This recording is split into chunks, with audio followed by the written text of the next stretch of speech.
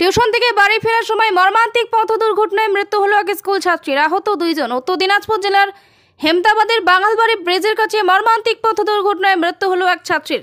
মৃত ছাত্রীর নাম সমীরণ তামান্না, বয়স 16, বাড়ি হেমতাবাদ ব্লকের তিলকা এলাকায়।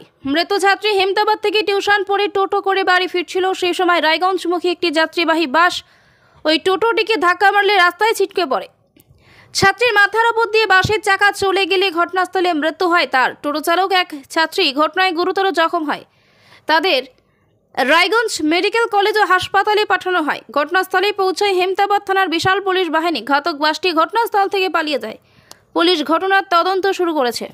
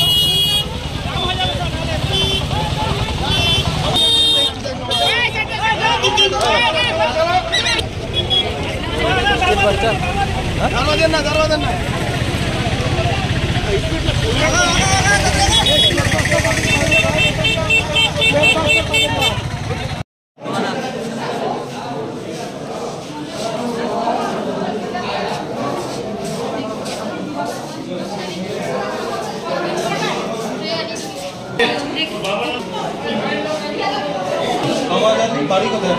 মহিপুর, দুদুন্ডা, মহিপুর, মহিপুর, দুদুন্ডা, দুদুন্ডা।